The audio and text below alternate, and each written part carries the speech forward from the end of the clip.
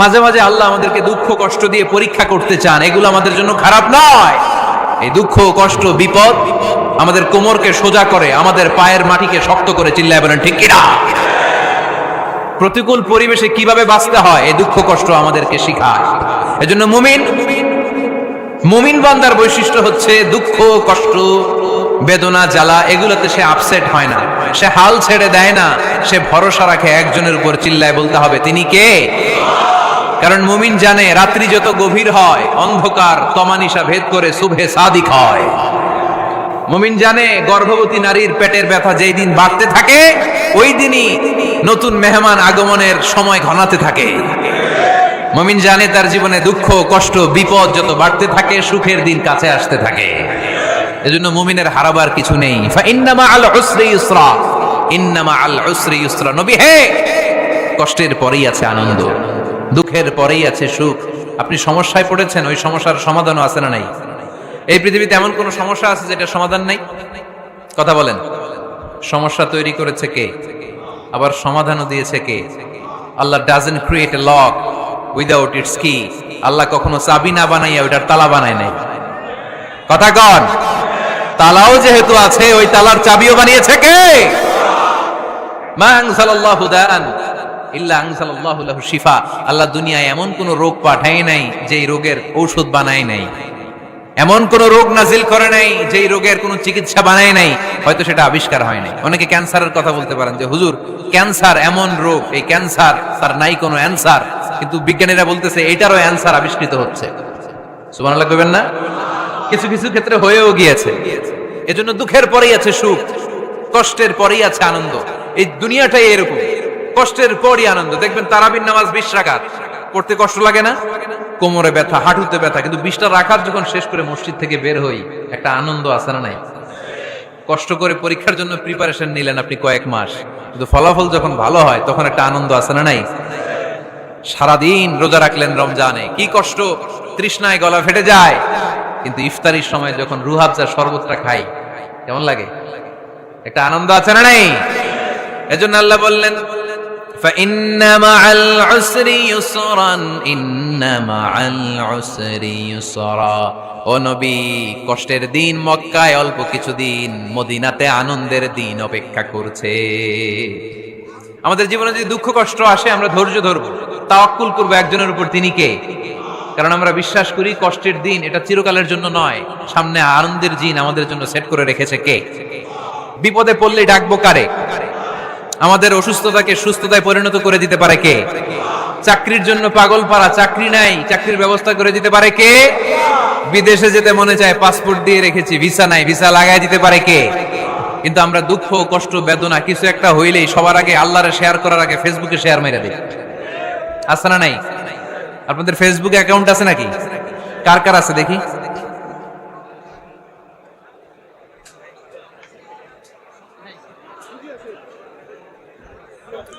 আছে আছে। এটার জন্য আমরা ভালো কাজে লাগাই, ঠিক কিনা?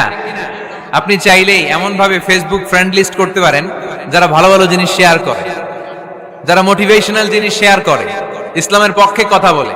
আপনার এক একটা শেয়ারে অনেকের জীবন বেঁচে যেতে পারে, ঠিক কিনা? একজন মুমূর্ষ রোগীকে বাঁচাতে রক্তের প্রয়োজন, রক্তের গ্রুপ এ পজিটিভ, যারা রক্ত দান করতে আগ্রহী তারা এই নাম্বারে যোগাযোগ করুন। ফেসবুকে মাঝে মাঝে এরকম নিউজ আসে না নাই? আপনি just you put down in share, শেয়ারের মধ্যে একটা পুট করে দিলেন, একটু শেয়ার মেরে দিলেন, ছড়িয়ে পড়লো হাজার হাজার ফেসবুক ফ্রেন্ডদের কাছে। তাদের অনেকে ব্লাড দিতে আগ্রহী, সে তাড়াতাড়ি যে সেখানে ব্লাড ডোনেট করে আসলো। আপনার একটা শেয়ারের কারণে বেঁচে গেল অনেকগুলো প্রাণ, চিল্লা এখন ঠিক কিনা? রক্তদানের মতো শ্রেষ্ঠ ইবাদত হতে পারে? আমরা মনে করি শুধু জিকিরি ইবাদত, আমরা মনে করি শুধু নামাজি ইবাদত। রক্তদান, এক ব্যাগ রক্ত থেকে অনেক মানুষকে বাঁচানো যায়। এর মধ্যে আছে হিমোগ্লোবিন, এর মধ্যে আছে প্লাটিলেট, আছে প্লাজমা। রক্তে একটা উপাদান আছে প্লাজমা, নাম শুনছেন? আগুনে পোড়া রোগীকে বাঁচাতে এই প্লাজমা লাগে। হসপিটালের বার্ন ইউনিটে যেয়ে দেখবেন মানুষ কিভাবে চিল্লায়। নুসরাত নামে একটা মেয়ে মারা গেল না? এক বদমাইশের কবলে পড়ে মারা গেল না? তাকে আগুন জ্বালিয়ে দেওয়া হয়েছিল তার গায়ে, তার প্লাজমা গুলো জ্বলে গিয়েছিল। আগুনে পোড়া রোগীর যে কি কষ্ট, একটু দেখার জন্য হসপিটালের বার্ন ইউনিটে যাবেন, দেখবেন যে কি কষ্টে আছে তারা। এই প্লাজমাগুলোকে অনেক সেন্টিগ্রেড তাপমাত্রা নামিয়ে ঠান্ডা করে দেহে পুশ করা হয়।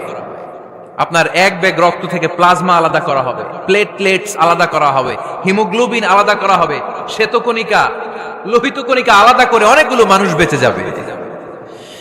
এজন্য ফেসবুক থাকাটা দোষের কিছু না, তবে ভালো কাজে আমরা ব্যবহার করব, ঠিক কিনা? আপনার ফেসবুক শেয়ারিং আপনার জান্নাতি বানাতে পারে, আর আপনার ফেসবুক শেয়ারিং আপনার সিদ্ধান্ত আপনাকে নিতে হবে, আপনি কিভাবে করবেন।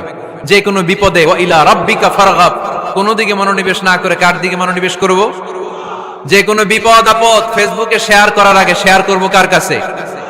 আমাদের যার যা লাগে আল্লাহ সবও যদি দিয়ে দেয়, আল্লাহর ধনভাণ্ডারের 1 ইঞ্চিও কমবে?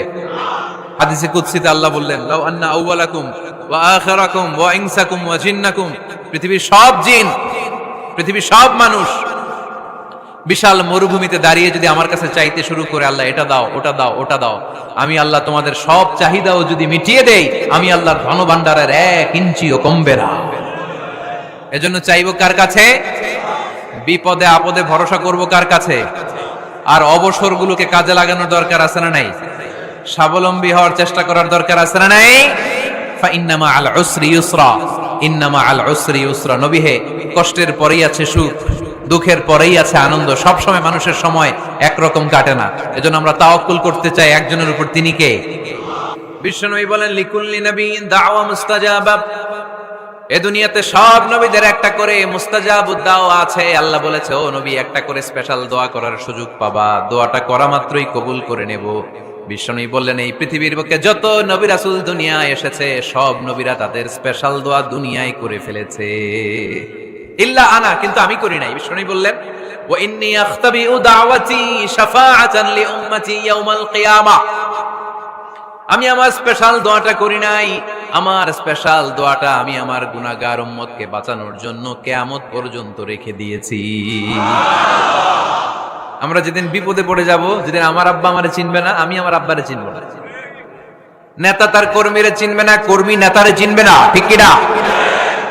পীর সাহেব মুরিদরে চিনবে না, মুরিদ পীর সাহেবরে চিনবে না, স্বামী তার স্ত্রীরে চিনবে না, স্ত্রী তার স্বামীরে চিনবে না। নবী থেকে শুরু করে, ওলি থেকে শুরু করে, শহীদ থেকে শুরু করে সবার মুখে একটাই জিকির, ইয়া নাফসি ইয়া নাফসি ইয়া নাফসি। আকাশের সূর্যটা যেদিন মাথার কাছে চলে আসবে, জমিনটা তামার জমিন হয়ে যাবে, সূর্যের তাপে মাথার মগজগুলো ভাতের মাড়ের মতো গলে গলে নাকের ছিদ্র কানের ছিদ্র দিয়ে টপ টপ করে বেয়ে বেয়ে নিচে পড়বে। ওই কঠিন দিনে কেউ কাউরে চিনবে না। বিষ্ণু বললেন, ওই দোয়াটা আমি দুনিয়ায় করি নাই, আমি বদরের যুদ্ধে মার খেয়েছি, উহুদের যুদ্ধে দাঁত ভেঙেছি, আমি না খেয়ে পেটে পাথর বেঁধেছি। আমি যদি ওই দিন দোয়া করতাম, আল্লাহ দোয়া কবুল করে নিত, জান্নাতি খাবার দিয়ে দিত, আমার মায়ের খাওয়া লাগতো না, তায়েফে আমার রক্ত ঝরতো না, দোয়া করলেই কবুল। কিন্তু ওই দোয়াটা আমি দুনিয়ায় করি নাই, ওই দোয়াটা আমার জন্য, আপনার জন্য, আমাদের জন্য বিশ্বনবী জমা রেখে দিয়েছে। এজন্য বিশ্বনবীর চিন্তা আর আমাদের চিন্তা এক চিন্তা না, বিশ্বনবীর পুরা উম্মতের চিন্তা। কিয়ামত পর্যন্ত যত মানুষ আসবে সবাই আমার উম্মত, না জানি তাদের নসিবে কি হয়ে যায়। এই চিন্তার বোঝা বিশ্বনবীকে কাবু করে ফেলেছিল। আল্লাহ বললেন, নবী, নো টেনশন, কোনো টেনশন নাই, আপনার এই চিন্তার বোঝাকে আপনার পিঠ থেকে আমি আল্লাহ নিজ দায়িত্বে সরিয়ে নিলাম। এজন্য আল্লাহ বললেন, আলাম নাশরাহ লাকা সাদরাকা ওয়া ওয়াদা'না আনকা বিজরাক আল্লাযী আনকাদা যাহরাক।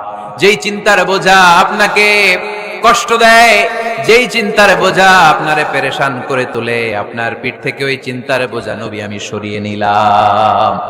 কি দিয়ে সরিয়ে নিল? কোরআনের আলো দিয়ে। আওয়াজ করে বলতে হবে, কি দিয়ে? বিশ্বনবী মক্কায় দেখতেন মূর্তির পূজা হয়, আল্লাহর ঘরের ভিতরে 360টা মূর্তির পূজা। বিশ্বনবী দেখতে পেলেন দুর্বলের উপরে সবলের অত্যাচার, বিশ্বনবী দেখতে পেলেন নারীদেরকে অত্যাচার করা হয়। কন্যা সন্তান হলে বাবা তার মেয়েটাকে নিয়ে জঙ্গলের ভেতরে ঢুকে কিংবা মরুভূমির ভেতরে যে জীবিত দাফন করে দেয়।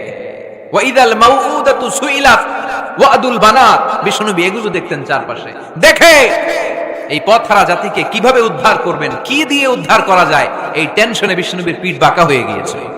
উপমা বাঁকা হয়ে গিয়েছিল, বিশ্বনবী সব সময় পেরেশান থাকতেন। আল্লাহ বললেন, নবী টেনশনের দরকার নাই, হেরা গুহায় এমন একটা নূরের আলো দিয়ে আমি আপনারে আলোকিত করব, যার মাধ্যমে সব পেরেশানি দূর হয়ে যাবে। আলাম নাশরাহ লাকা সাদরাকা ওয়া ওয়াদা'না আনকা বিজরাক আল্লাযী আনকাদা যাহরাক। আপনাকে পেরেশান বানিয়ে দেয় এরকম সব চিন্তার বোঝা আমি আল্লাহ সরিয়ে নিলাম। সুবহানাল্লাহ। আল্লাহ আমাদের সবাইকে কথাগুলো বুঝার ও আমল করার তৌফিক দান করুক। আমরা পড়ি আমিন।